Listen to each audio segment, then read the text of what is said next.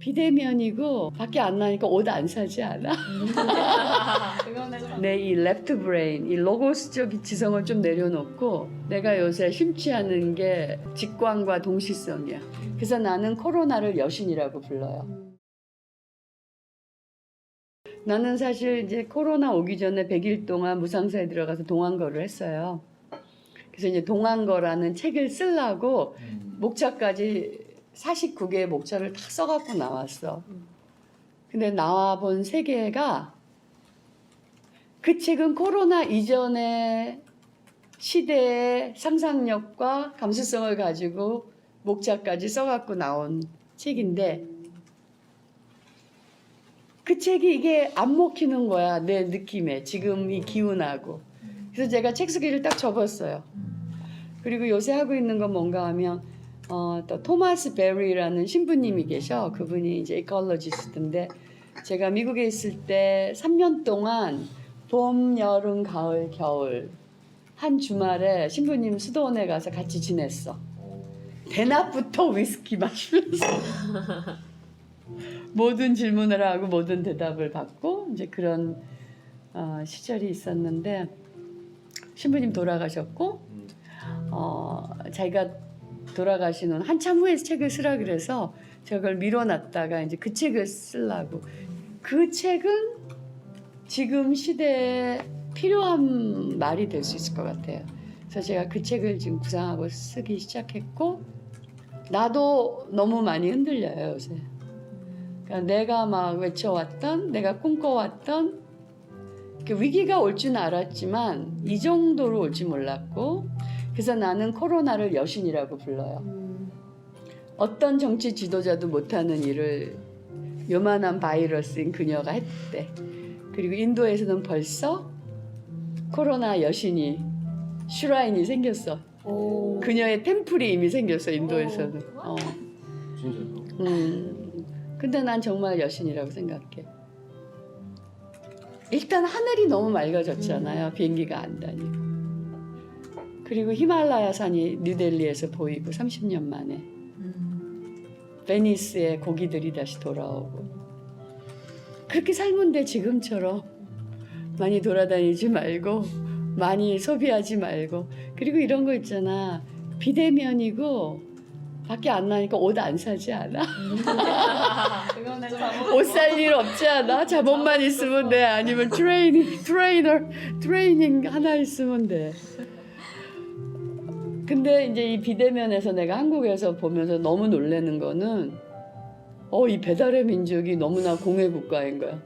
배달 요만한 걸 하나 하는데 포장은 이만큼 해갖고 그래서 이거를 배달을 안 하고 좀 어떻게 이 포장에 이 쓰레기를 만드는 이 일을 안 할 수 없을까? 그리고 이 마스크가 얼마나 또 쓰레기야. 동물들이 이미 막 칭칭 감겨갖고 마스크에 우리 마스크에 죽어가고 있고. 그래요. 그래서 나도 고민해.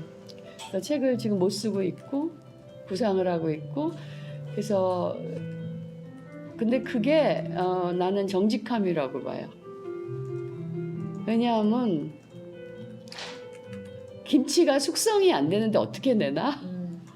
그리고 애가 아직 10달이 안 됐는데 어떻게 애를 낳아? 그러니까 코로나와 함께 사는 세상이 어떤 건지 그것의 감수성이 무엇인지 그 코로나 여신이 우리에게 하는 메시지는 무엇인지 이걸 내가 완전히 들을 수 있고 느낄 수 있어야지 거기 그 시대의 그 언어로 나온 책이 나오는 거 아니에요. 근데 내가 책 한 10권쯤 썼는데 괜히 이상한 헛소리 써갖고 나무 자르고 싶은 생각 하나도 없고 그래서 나도 매일 고민하고 매일 기도하고 명상하고 산에 가고 그리고 이제 나는 30년을 교수로 살고 거의 40년을 뭐 공부를 했기 때문에 내 이 랩트 브레인, 이 로고스적 지성을 좀 내려놓고 내가 요새 심취하는 게 직관과 동시성이야. 그래서 오늘은 뭐를 보여주나. 그래서 오늘은 자기네들이 왔고 그런 거. 그리고 또 자기가 와갖고 우리 살리미스트 페스티벌에서 노래를 하면 어떤 일이 생길까 그런 것도 궁금하고 그리고 이 시대를 젊은이로 산다는 게 너무너무 힘들 것 같아요. 그러나 난세가 영웅을 만든다는 게 헛소리가 아니야. 그만큼 괴로워야 또 새로운 길이 이렇게 그러니까 길이 보이는 게 아니라 길을 내는 거거든. 그만큼 괴로워야 길을 내는 거니까 그냥 이 시대에 태어난 자기의 운명, 이제 우리 업종에서는 그게 우리 영혼의 선택이었다 그래. 전생에 그 선택을 받아들여야지. 내가 한 선택이니까. 그리고 거기에 대한 책임을 져야 되니까. 그래서 이러한 상황에서 나의 이 생생함, 얼라이브니스를 잃어버리지 않으면서 그걸 계속 키워가면서 더 크게 매일 키워가면서 나도 살려내고 세상도 살려내고 지구도 우리와 함께 잘 살 수 있게 하는 방법이 무엇일까? 그런 걸 매일 고민하고 책을 보고 이론을 만들어내 보려고 하고 근데 나 이론 같은 거 요새 너무 싫어. 그래서 어떤 인투이션이나 직관을 이제 모아서 책을 내야겠다. 나는 그런 생각을 하고 있어요. 그리고 이 시대에 정말 중요한 게 영성인 것 같아. 이렇게 험한 세상을 건너려면 굉장한 뿌리와 굉장한 날개가 있어야 돼. 그 뿌리와 날개를 주는 그 힘이 우리 넘어 있는, 우리 안에 있지만 또 우리 넘어 있는 그 어떤 우주적인 에너지, 그 존재. 나는 그것과 만나보려고 굉장히 노력을 해요. 그래서 나는 그럼 여기까지만 얘기하고 그대들의 질문, 그대들이 하고 싶은 말 아니면 뭐 질문하고 싶은 거 하시면 좋겠어요.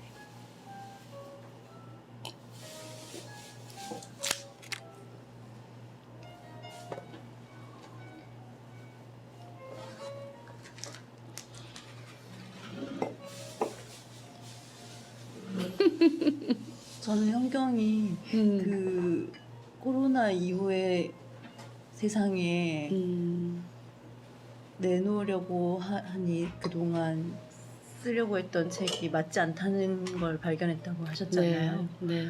그런 그게 어떤 마음속에 있는 펼치고 싶은 이야기여도 좋고 그냥 좀 일상이 어떻게 바뀌었는지 너무 궁금해요.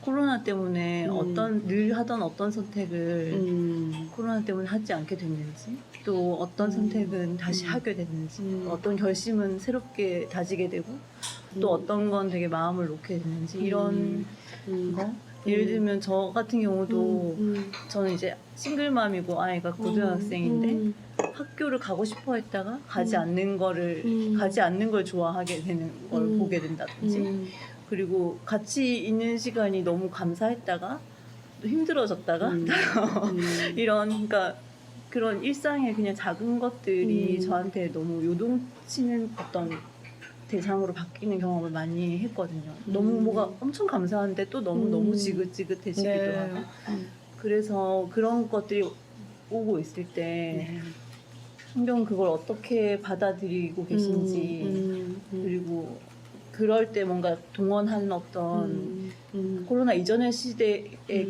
이렇게 습득했던 지식이나 어떤 발견했던 깨달음으로 지금의 코로나를 대처하고 계실 거잖아요. 네. 그런 게 어떤 게 더 어떤 작용을 했는지 이런 게 좀 궁금해요. 일단은 아주 나는 제일 큰 변화는 제가 종신 교수잖아요. 그럼 100살까지 해도 되는 교수야.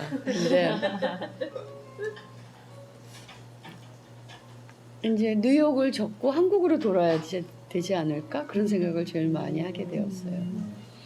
그 이유는 뭔가 하면 일단은 뭐 뉴욕이 제일 초토화됐잖아. 근데 그 초토화된 정도가 아니라 사람이 극단 상황에 몰렸을 때 일어나는 그 표현, 가장 큰 표현이 그 지역, 그 시대 정신이잖아.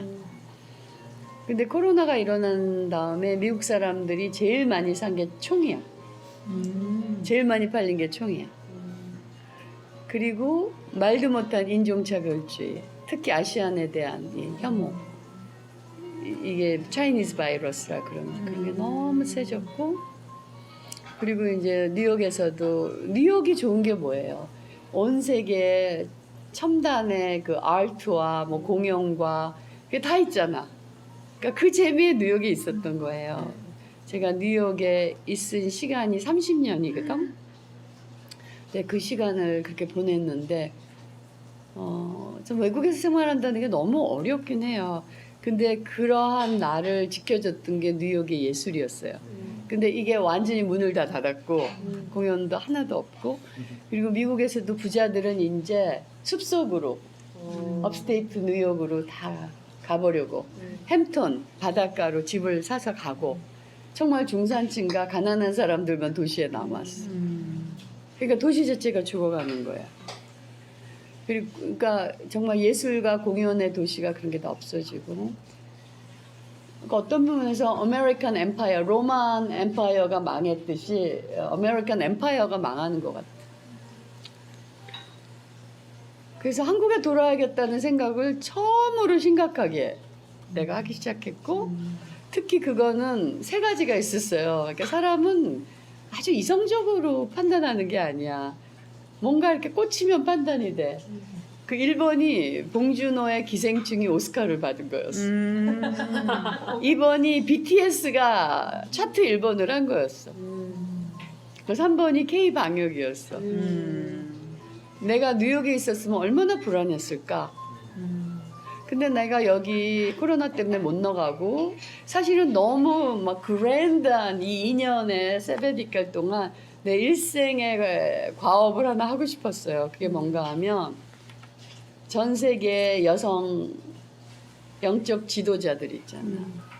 그들을 찾아가면서 그걸 영상으로 찍고 그걸 유튜브에 올리고, 정말 모든 컨티넨트를 다니면서 그런 분들을 찾아서 대화하고 그걸 책으로 쓰려고 그랬거든요. 근데 그래서 세계 일주 비행기표까지 다 사갖고 왔어. 다 캔슬했잖아 지금. 못 가니까.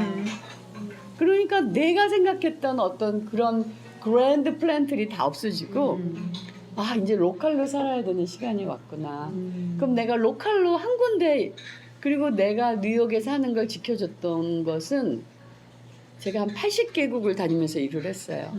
그러니까 뉴욕이 괴로워도 딱 떠나면 돼. 이제 그런 게 있었는데, 떠나지 못하는 상황이 있으면 난 어디 살고 싶은가. 그 생각을 하니까 한국에 와서 살고 싶어. 정말 아무 데도 못 간다면 이제.